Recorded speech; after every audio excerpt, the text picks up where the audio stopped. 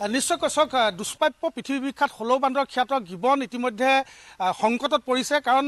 দেখা পোৱা গৈছে যে বেদান্ত গ্ৰুপক ইয়াত তেল আৰু প্ৰাকৃতিক গেছৰ অন্বেষণৰ বাবে ইতিমধ্যে অনুমতি প্ৰদান কৰিছে আৰু তাৰ পিছতেই সমগ্ৰ মৰিয়নিতে তীব্ৰ প্ৰতিক্ৰিয়া সৃষ্টি হৈছে বিভিন্ন প্ৰকৃতিপ্ৰেমীসকলে প্ৰতিবাদ সাব্যস্ত কৰিছে কিন্তু দেখা পোৱা গ'ল যে এই প্ৰতিবাদৰ মাজতো জনমতক আওকাণ কৰি কিন্তু পুনৰ বেদান্ত কোম্পানীক ৱাইল্ড লাইফ বৰ্ডৰ যিখন ষ্টেণ্ডিং কমিটি আছে ষ্টেণ্ডিং কমিটিয়ে পুনৰ অনুমতি প্ৰদান কৰিছে তাৰ পিছতে পুনৰ তীব্ৰ প্ৰতিক্ৰিয়া সৃষ্টি হৈছে মই এইখিনি কথা কৈ ল'ব বিচাৰিছোঁ যে গিবন অভয়াৰণ্যৰ পৰা তেওঁলোকে কৈছে যে আমি 7টা স্থানত কৰিম 13 কিলোমিটাৰ আঁতৰত কৰিম বুলি কৈছে কিন্তু 13 কিলোমিটাৰ আঁতৰত কৰিলেও 7টা স্থানত কৰিলেও কিন্তু ইকো চেঞ্চিটিভ জোনৰ ভিতৰতে পৰিব সেই তেল আৰু গেছৰ প্ৰাকৃতিক গেছৰ অন্বেষণৰ কাৰ্য আৰু লগতে গিবন অভয়াৰণ্যৰ কাষতে যি 3খন অভয়াৰণ্য আছে দিছৈ ভেলী আৰু ট্ৰু হিলছ সেই 3খন অভয়াৰণ্যতে কিন্তু তীব্ৰ প্ৰভাৱ পৰিব আৰু ইয়াত গিবনৰ যি দাঁতিকাষৰীয়া যিসমূহ জীৱ জন্তু আছে গিবনত যিসমূহ জীৱ জন্তু আছে বা হলৌ বান্দৰকে আদি কৰি 100বিধ যি জীৱ জন্তু আছে জীৱ জন্তুৰ প্ৰতি কিন্তু তীব্ৰ ভাবুকিৰ সৃষ্টি হ'ব সেইবাবে বিভিন্ন প্ৰতিবাদ সাব্যস্ত কৰিছে কালি যিহেতু বেদান্ত গ্ৰুপক পুনৰ যি ৱাইল্ড লাইফ বৰ্ডৰ ষ্টেণ্ডিং কমিটিয়ে অনুমতি প্ৰদান কৰাৰ পিছত পুনৰ প্ৰতিক্ৰিয়াৰ সৃষ্টি হৈছে বিভিন্ন দল সংগঠন ওলাই আহিছে আৰু তেওঁলোকে এটা কথাই কৈছে যে লাগিলে জীৱন দিব তথাপিও কিন্তু গিবনৰ বুকুত এটাও আঁচুৰ পৰিবলৈ নিদিয়ে এই মুহূৰ্তত মই আপোনাৰ পৰা আৰম্ভ কৰিব বিচাৰিম যে কি ক'ব পুনৰ কিন্তু অনুমতি প্ৰদান কৰিলে ৱাইল্ড লাইফ বৰ্ডৰ ষ্টেণ্ডিং কমিটিয়ে আমি এই কথাটোত আচলতে আমি প্ৰতিবাদ জনাই আহিছোঁ আৰু আমি ভৱিষ্যতৰ দিনতো আমি প্ৰতিবাদ জনাই যাম যে গিবনত যাতে কোনো প্ৰকাৰে একো আঁচুৰ নপৰে আৰু এটা কথা হৈছে কি যে আমাৰ গিবনৰ কাষতে কিন্তু আমাৰ কেইবাটাও ইটা ভাটা আছে প্ৰায় 30-40টা ইটা ভাটা আছে সেই ইটা ভাটাবিলাকে তেখেতসকলে যেনেদৰে পলিউশ্যন বৰ্ডৰ চাৰ্টিফিকেট ল'ব লাগে কাম কৰিব লাগে কিন্তু আজিলৈকে কিন্তু চৰকাৰে সেই বিষয়খিনি কিন্তু চিন্তা চৰ্চা কৰা নাই সেই বিষয়খিনিতো অলপ আমি চিন্তা তাতকৈ ডাঙৰ অসুবিধা আহি পৰিছে তাতকৈ এতিয়া ডাঙৰ অসুবিধা আহি পৰিছে যে আমাৰ ইয়াত তৈল খনন কৰিবলৈ লৈছে তৈল খনন কৰাৰ লগে লগে আমাৰ যি প্ৰকৃতি আছে প্ৰকৃতি ধ্বংস হৈ যাব আমি সেই ধ্বংস হোৱাৰ ক্ষেত্ৰত কিন্তু আমি সদায় প্ৰতিবাদ জনাই যাম আৰু যেনেদৰেই নহওক লাগে আমি তাক প্ৰতিহত কৰিবলৈ আমি চেষ্টা কৰিম কি ক'ব এই মুহূৰ্তত কাৰণ তীব্ৰ প্ৰত্যাহ্বান আহি পৰিছে পুনৰ আকৌ অনুমতি প্ৰদান কৰিছে এবাৰ ৱাইল্ড লাইফ বৰ্ডে ষ্টেণ্ডিং কমিটিয়ে অনুমতি প্ৰদান কৰিছে আৰু একো নাথাকিলে যেন লাগিছে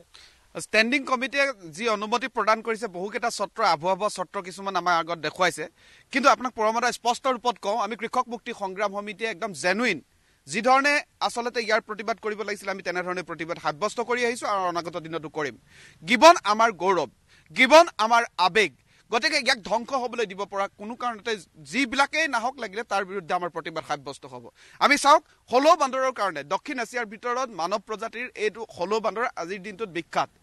আমি গোটেই পৃথিৱীয়ে চিনি পাওঁ আজি এই গিবনক এই গিবনৰ যি ইকো চেঞ্চিটিভ এলেকা এই ইকো চেঞ্চিটিভ এলেকাৰ ভিতৰত এতিয়া তেওঁলোকে তেল খননৰ অনুমতি প্ৰদান কৰিছে তেল বা গেছ খননৰ অনুমতি প্ৰদান কৰিছে বেদান্ত নামৰ এটা গ্ৰুপৰ ক্ৰেইনছ অইল আৰু গেছৰ যি কোম্পানী তেখেতসকলক দিব বিচাৰিছে তাৰ মানে এটা কোম্পানীৰ এজন মালিক ধনী হ'বৰ কাৰণে আমাৰ জৈৱ বৈচিত্ৰ্যকুল ধ্বংস হৈ যাওক আমাৰ জীৱকুল আজি বিপদাপন্ন হৈ যাওক আৰু আমাৰ যি গৌৰৱ যাক লৈ আজি আমাৰ নিজৰ পৰিচয় আছে এই পৰিচয় সমূলঞ্চে নাইকিয়া হৈ যাওক এনেকুৱা ধৰণৰ হঠকাৰী যি সিদ্ধান্ত লৈছে নেশ্যনেল ৱাইল্ড লাইফ বৰ্ডৰ ষ্টেণ্ডিং কমিটিখনে আচলতে তেওঁলোক আছে কি কাৰণে এই পৰিৱেশ ৰক্ষা কৰিবৰ কাৰণে আছে এজন কোম্পানীৰ মালিকৰ ওচৰত তেওঁলোক বিক্ৰী যাবৰ কাৰণে বিবেক বন্ধকত থবৰ কাৰণে নহয় এই মূল কথাবিলাক বুজি নোপোৱাকৈ তেওঁলোকে যি অনুমতি প্ৰদান কৰিছে তাৰ বিৰুদ্ধে কৃষক মুক্তি সংগ্ৰাম সমিতি সদায় আছে সদায় থাকিব যিকোনো বিনিময়ত আমি গিবনৰ বাহিৰত তেওঁলোকে অইল খনন কৰক আমাৰ আপত্তি নাই কিন্তু এনে ইকো চেঞ্চিটিভ এলেকাৰ ভিতৰত গিবনৰ জৈৱ বৈচিত্ৰ্যকুল যাৰ কাৰণে হলৌ বান্দৰ আজি বিপদাপন্ন হ'ব ইয়াৰ বিভিন্ন চৰাই চিৰিকটি আছে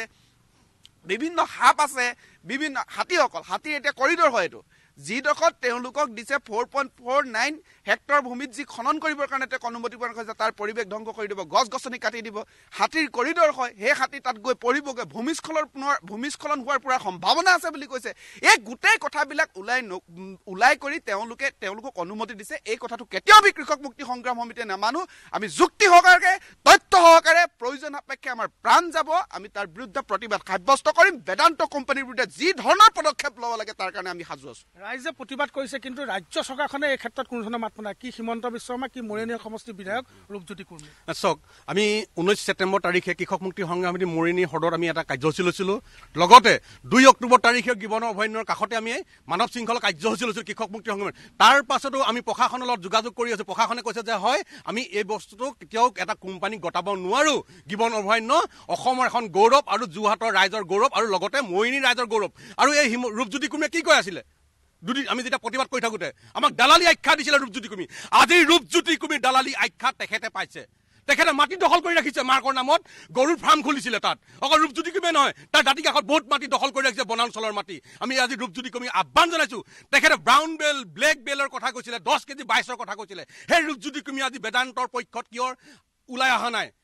কিয় ওলাই অহা নাই আজি এই অভয়াৰণ্যৰ পৰা অসমৰ তিতাবৰ পৰা মৰিনী বৃহত্তৰ খেতিপথাৰ অঞ্চল ধ্বংস কৰিছে ইয়াত যদি তেল খনন হয় হাতী আৰু মুক্ত বিচৰণ হ'ব তিতাবৰ বহুত অঞ্চলত খেতি নাই মৰিনী বহুত অঞ্চলত খেতি নাই তাৰ পাছত প্ৰশাসনে বা চৰকাৰে গিবনক ধ্বংস কৰিবৰ কাৰণে বেদান্ত কোম্পানীক দিছে আমি কৃষক মুক্তি সংগ্ৰাম সমিতিৰে কেতিয়াও পুঁজিপতিৰ স্বাৰ্থত এই হিমন্ত বিশ্ব শৰ্মাৰ স্বাৰ্থত আমি কৃষক মুক্তি সংগ্ৰাম সমিতিয়ে কেতিয়াও কাম কৰিব নিদো আৰু তেল খনন কৰিব নিদো আমি শেষ বিন্দু তেজ থকালৈকে কৃষক মুক্তি সংগ্ৰাম সমিতিয়ে গিবনৰ সুৰক্ষাৰ স্বাৰ্থত আমি প্ৰতিবাদ কৰি যাম